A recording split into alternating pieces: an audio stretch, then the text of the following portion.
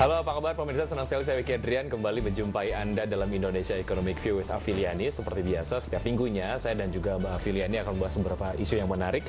Dan topik kita hari ini adalah mengenai membaca gejala krisis ekonomi. Dan pemirsa, inilah Indonesia Economic View with Afiliani selengkapnya.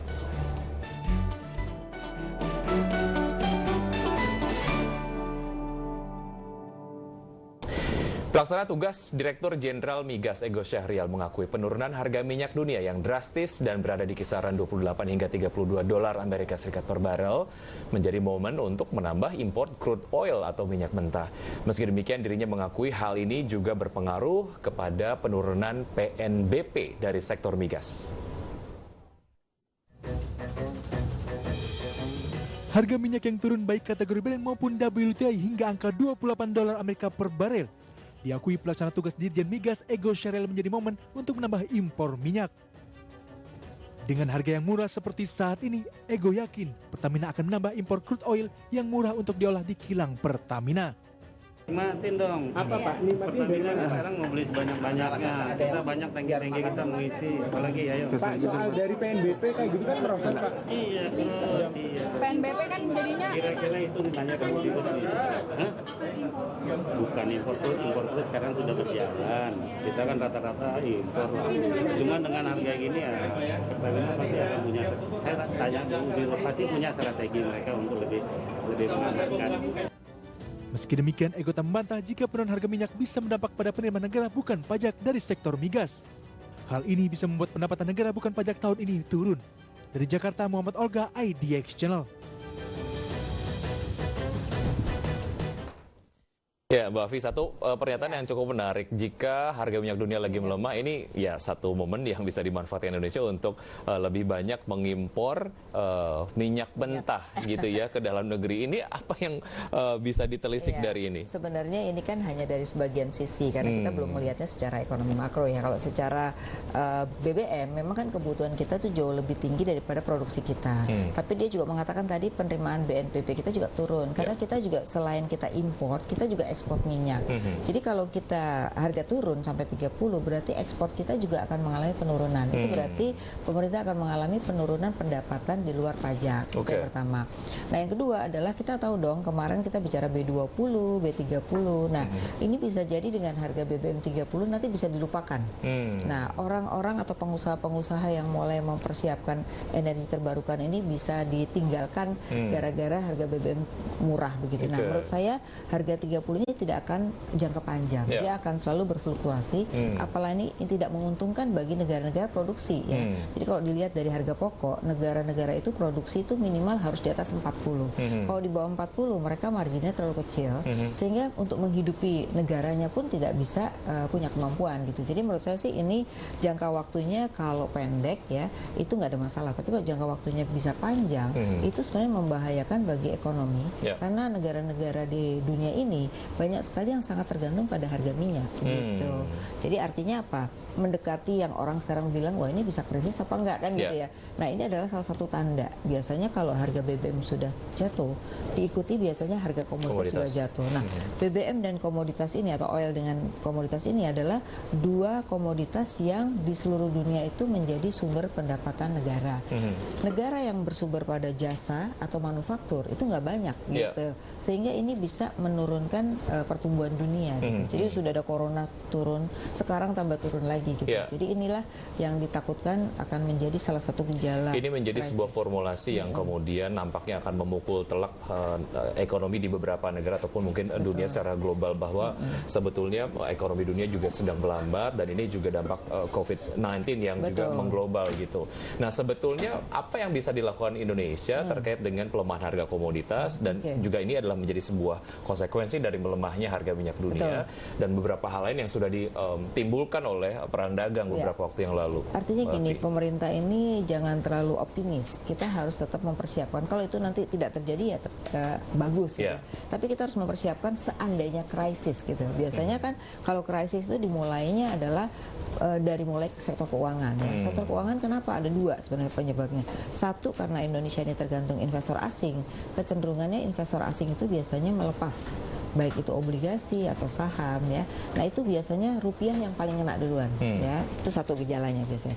Nah yang kedua kecenderungannya adalah perusahaan itu mengalami problem di mana kredit macet ya. Pertama adalah gara-gara COVID itu tadi, itu sudah mulai ada tanda-tanda bahwa sektor-sektor pariwisata, manufaktur gitu ya, itu adalah mereka hanya melihat sampai April. Setelah April ini bisa akan ada problem. Nah, itu berarti kan pemerintah harus mempersiapkan. Di sektor keuangan mempersiapkan soal investor asing keluar, di sektor real harus mempersiapkan kalau seandainya banyak perusahaan yang mengalami kredit macet. Gitu. Dilihat dari beberapa indikator pergerakan nilai tukar rupiah terhadap dolar Amerika Serikat, kemudian juga pergerakan indeks kemarin secara kumulatif harian kita turun 6%, ada pergerakan harga komoditas dan lain sebagainya. Perlukah kita kemudian waspada? Ada beberapa data yang kita coba elaborasi, Mbak Afi, usai jeda berikut ini, dan pemirsa tetap di Indonesia Economic View with Afiliani. Usai jeda kami akan segera kembali.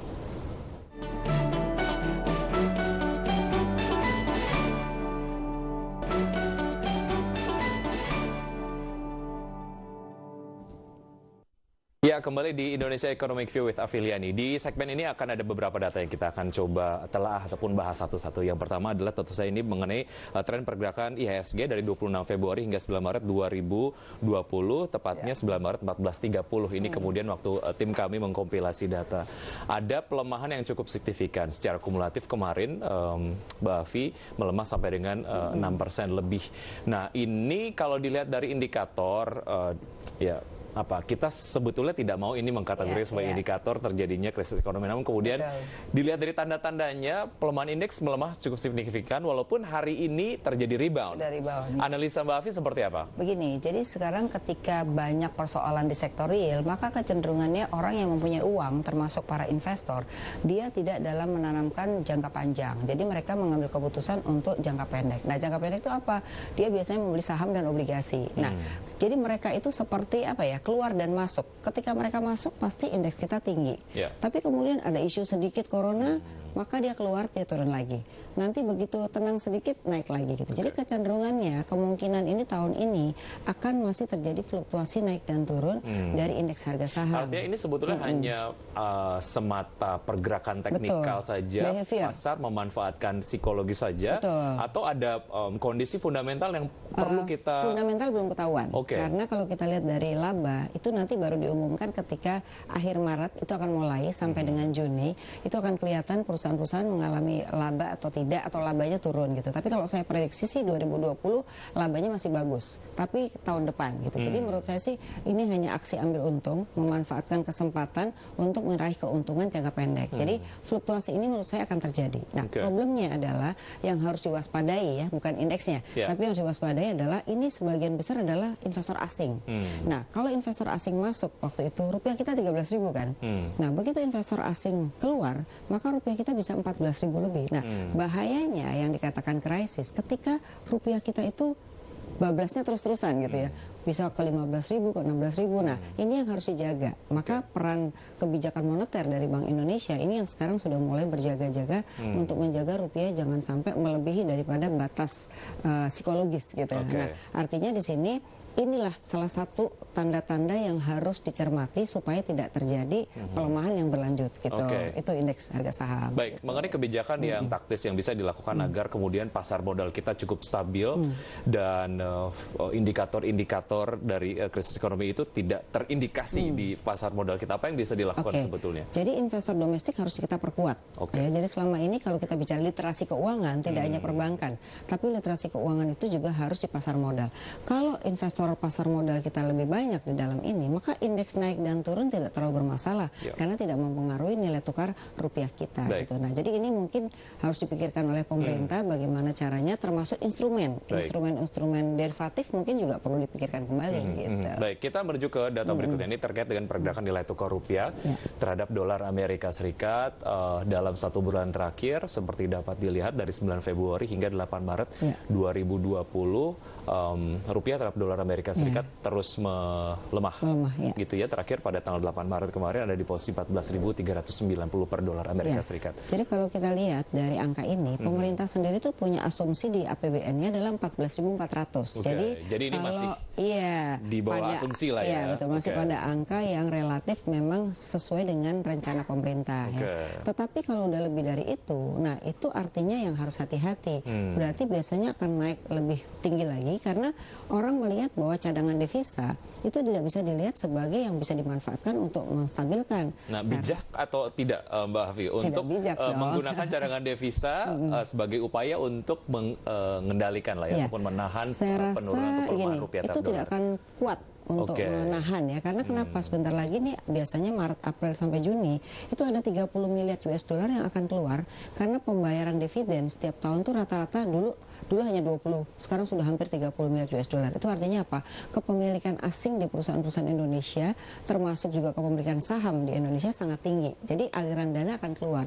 Cadangan devisa kita berarti akan turun lagi kan. Nah, untuk memperbaiki fundamental ya kita harus memperbaiki import kita supaya ada substitusi dan meningkatkan ekspor untuk meningkatkan devisa. Jadi harus yang diperbaiki itu strukturnya, bukan memanfaatkan cadangannya gitu. Jadi itu tidak bijak menurut saya.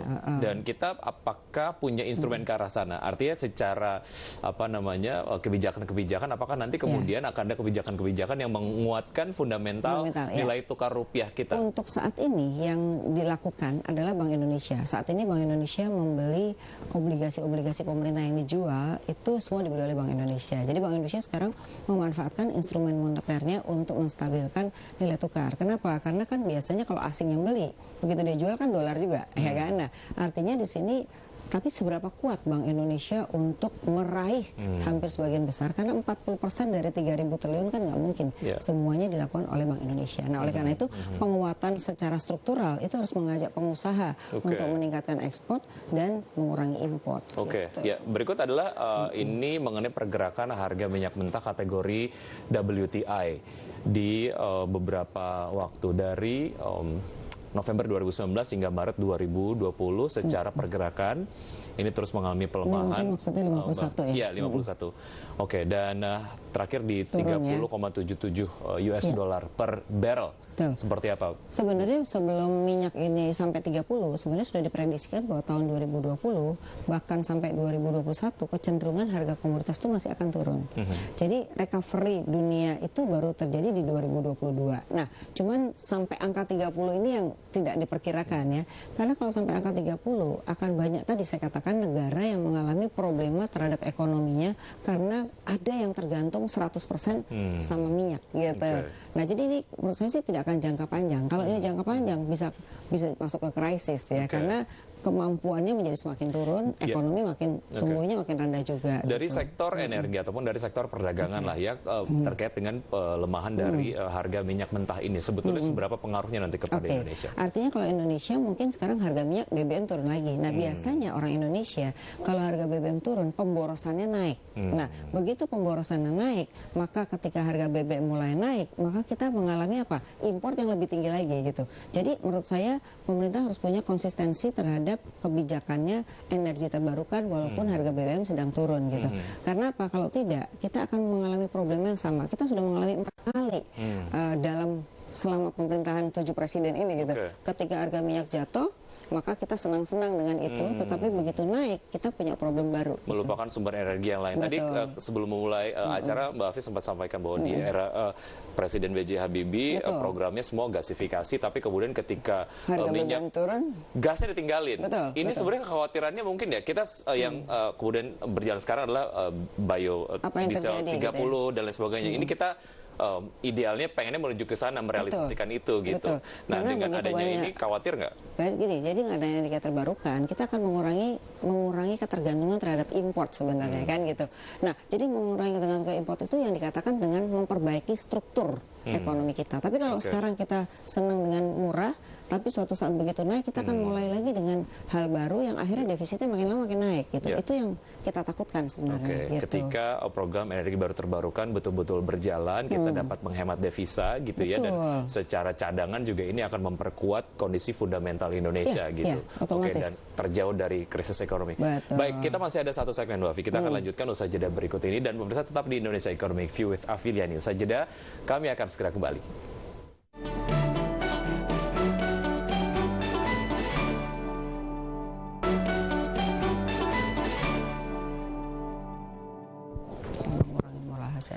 Ya, kembali di Indonesia Economic View with Afiliani. Kita sudah sampai di segmen terakhir. Indikator-indikator utama jika sebuah negara masuk ke masa resesi ataupun krisis ekonomi. Apa saja, Bu Afi? Jadi ketika pertumbuhan ekonominya itu negatif, ya artinya bahwa kalau pertumbuhan masih positif itu kan berarti masih ada peningkatan. Kita masih belum. Tapi kalau negatif itu berarti yang ada saja malah lebih rendah daripada itu, gitu. Nah, itu yang harus dijaga. Makanya pemerintah perlu menggunakan APBN ini, janganlah digunakan dulu untuk infrastruktur, tapi lebih banyak sebenarnya daya tahan masyarakat ya. Misalnya di beberapa negara itu sudah mulai kalau ada PHK sementara maka gaji dibayar dulu oleh pemerintah, nanti mereka bisa bayar dalam waktu tertentu misalnya. Jadi supaya daya beli mereka nggak turun. Karena kalau begitu daya beli turun itu akan mengganggu investasi, akan mengganggu pendapatan pemerintah. Itu satu yang harus dijaga. Nah, yang kedua memang APBN sendiri bisa dimanfaatkan sih sebenarnya untuk tetap memperbaiki itu, maka ada pengalihan. Nah, menurut saya sampai hari ini belum ada cerita pengalihan ya. Memang sih saya lihat di Februari ini pemerintah pendapatannya itu tidak seperti biasa. PPN impor dan PPN ekspornya itu mengalami penurunan yang cukup drastis. Karena ada corona, kan tidak ada lagi impor dan ekspor ya. Jadi ini juga mengganggu gitu. Nah, di April ini adalah penentuan sebenarnya. Penentuan apakah kita bisa masuk krisis apa enggak. Karena di April ini kecenderungannya rata-rata pengusaha itu mengalami keterbatasan dari stok. Ya, stok barang, sehingga ketika itu tidak bisa import maka akan terganggu produksi. Nah, kalau terganggu produksi biasanya mereka akan merumahkan orang kan. Nah, jadi kita memang yang harus dijaga oleh pemerintah ini sampai dengan April. Kalau ini corona masih terus terjadi, ini yang paling parah sebenarnya gitu ya. Nah, yang kedua adalah harga komoditas nih juga harus dilihat. Ketika harga komoditas terus mengalami penurunan gara-gara harga minyak, itu juga akan ada problem. Biasanya pengusaha ini kan minjem uang ya kan ke bank. Nah, ketika cash flow-nya berubah, dia juga akan mengalami kredit macet. Nah, jadi yang keempat yang harus dilihat adalah berapa besar kredit macet ya. Nah, pemerintah sudah mengeluarkan bahwa kalau di bawah 10 miliar itu boleh hanya dilihat satu pilar saja, yaitu kemampuan bayar. Tapi menurut saya yang akan banyak tuh justru bukan yang 10 miliar, mungkin yang besar-besar gitu. Nah, untuk mengurangi moral hazard daripada pengusaha ya kan, ini kan takutnya pemerintah mau nolong tapi nanti moral hazard gitu ya. Nah, oleh karena itu perlu dibentuk satu unit ya, di mana unit itu adalah kalau ada yang punya masalah itu harus dilihat dulu masalahnya ini perlu ditolong apa enggak gitu. Jangan-jangan mereka memanfaatkan situasi ini gitu. Nah, menurut saya itu untuk apa? Polisinya tuh nggak bisa one for all, tapi solusinya harus melihat masalah-masalah yang ada gitu. Jadi menurut saya saat ini pemerintah nggak usah buru-buru ngeluarin kebijakan yang satu untuk semua yang akhirnya nggak cocok. Tapi menurut saya lihat aja permasalahan dari masing-masing. Gitu. Bank Indonesia cukup agresif untuk menurunkan suku bunga acuan. Sejauh mana ini juga bisa menjadi salah satu strategi untuk memperkecil NPL tadi di berbagai macam sektor? Saya rasa itu nggak ada hubungannya ya, karena kalau menurunkan suku bunga tuh biasanya hubungannya dengan penambahan kredit. Nah, sekarang bank sudah nggak ada yang memberikan kredit. Ibaratnya yang diberikan kredit itu hanya yang sudah disetujui tapi belum mencairkan. Yang kedua adalah yang dijamin pemerintah pastinya gitu. Tapi yang benar-benar ada resiko, saya rasa bank tidak akan berani gitu. Artinya perlu ada kebijakan yang lebih betul. Jadi artinya suku bunga tidak ada hubungan dengan NPL. NPL itu akan terasa ketika harga komoditas. Kemudian yang kedua adalah corona ini terkait dengan bahan baku. Sektor mikro ataupun UKM biasanya menjadi pahlawan dalam tanda kutip untuk melewati resesi ataupun krisis ekonomi gitu. Sekuat apa dan sejauh mana kemudian teman-teman UKM ini sudah keluar dari permasalahan-permasalahan klasik akses permodalan dan lain sebagainya. Kalau menurut saya dari sisi keuangan atau permodalan dia biasanya nggak bermasalah. Kenapa? Dia orang yang butuhnya 5 ya 5. Nggak, kalau pengusaha besar kan biasanya butuhnya 5 mintanya 20 gitu. Nah, yang kedua, cuman dia juga akan kena problem. Kenapa? Karena mereka walaupun UKM, banyak sekali penggunaan bahan bakunya juga import gitu. Dan ada juga UKM itu yang sifatnya perdagangan kan, jadi cuma memindahkan barang. Nah, kalau arus barangnya terhambat, otomatis mereka nggak bisa jualan juga gitu. Jadi ini mungkin kalau terjadi nggak bisa direm, bisa lebih parah dari 98. Dalam arti 98 itu kan mereka nggak ada masalah karena ekspor impor tetap jalan gitu. Jadi menurut saya ini juga harus diantisipasi sejauh mana corona ini selesai. Karena harapan kita kalau selesai sampai dengan April atau Juni itu mungkin recovery-nya cepat. Tapi kalau sampai April, Mei sampai Juni itu belum selesai, ini memang PR tersendiri buat pemerintah karena ini akan mengalami ekonomi yang berubah total yang disebut dengan supply shock. Gitu. Terkait dengan penguatan fundamental ataupun penguatan rupiah secara struktural ini menjadi satu hal yang penting. Tapi kemudian yang lebih penting adalah bukan hanya kuat tapi stabil gitu ya. Ini yang diharapkan sebetulnya teman-teman pengusaha. Apa yang bisa dilakukan supaya memang kestabilan ini dapat betul-betul terjadi gitu dalam waktu cepat? Mungkin kalau saya melihat harus ditinjau kembali yang namanya devisa bebas. Devisa bebas itu ibaratnya investor itu bisa keluar masuk dalam sehari. Berarti kan rupiah kita nggak akan stabil. Ya, mungkin kita bisa contoh Thailand. Thailand itu ketika memberlakukan adalah investor itu harus 6 bulan dulu stay. Baru setelah 6 bulan boleh ambil keputusan mau keluar atau masuk. Jadi tidak seenak-enaknya mengambil keuntungan dalam jangka pendek, tetapi ada jangka waktu. Jadi minimal paling tidak kita punya 6 bulan itu masa di mana stabilitas itu terjadi gitu. Nah, di sini kalau kita lihat mendekati problema ekonomi makin fluktuasinya makin tinggi gitu. Nah, ini yang sebenarnya membuat kita agak susah dalam mengambil keputusan. Jadi Bank Indonesianya yang banyak sekali bekerja keras gitu ya. Bahkan mungkin cost-nya juga jadi mahal gitu. Dan itu harus ditinjau. Ini menjadi PR bersama lintas kementerian, lintas lembaga bahwa sebetulnya kalau dilihat dari indikator-indikator ataupun pertandanya mungkin bisa dikategorikan sebagai alarm dini agar kita melakukan berbagai macam tindakan mitigasi agar kita nggak masuk ke resesi ataupun krisis ekonomi ke depan. Terima kasih sudah berbincang Mbak Afi. Minggu depan kita akan kembali lagi dengan perbincangan yang lebih menarik lagi. Dan pemirsa, demikian perbincangan kami dalam Indonesia Economic View with Afiliani. Saya Wiki Adrian undur diri. Terima kasih. Sampai jumpa.